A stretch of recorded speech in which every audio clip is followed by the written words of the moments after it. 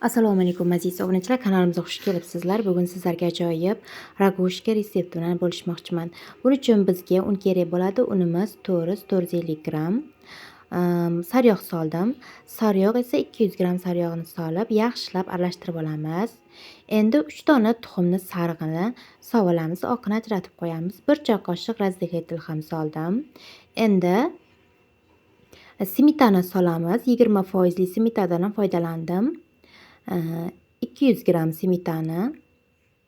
Yaxshilab aralashtirib olamiz xamirimizni. Qattiq xamir qilib olgunimizcha yaxshilab aralashtirib olamiz. Mana xamirlarimiz ham qattiqqina holatga keldi. Juda ham mo'rt xamir bo'ladi. Endi 20 minutga olib qo'yamiz xamirimizni.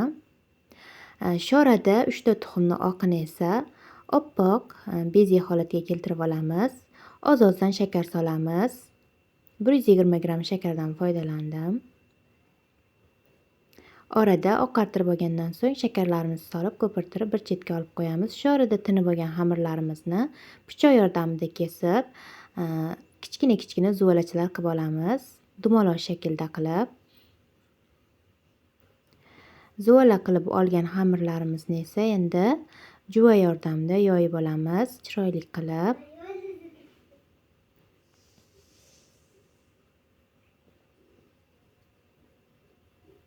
Juda ham tez tayyor bo'ladi. Albatta tayyorlab ko'ringizlar. Uyda farzandlaringiz maza qilib yeydigan shirinlik bo'ladi.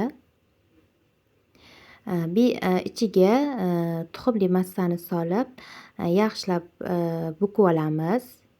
Ikki tomonga qayirib, chetini esa vilka yordamida chiroyli gul shakliga keltirib oldim. Qolgan xamirlarimizni ham xuddi shunday qilib ko'rsatilganda yoyib olamiz.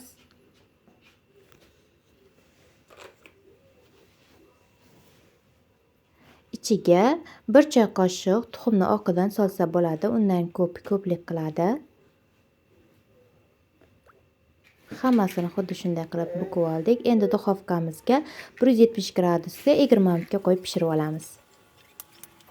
Mana shirinligimiz pishib tayyor bo'ldi. Endi xohishga qarab moloko yoki saxarli pudra sursa bo'ladi. Men molokodan foydalandim. Ustiga yong'oq sepdim. Yong'oqni maydalab ustiga sepib olamiz. Albatta tayyorlab ko'ring retseptimizni. Juda ham mazali va tez tayyor bo'ladi. Shu retsept bo'yicha menda 27 dona ragushka shirinligi tayyor bo'ldi.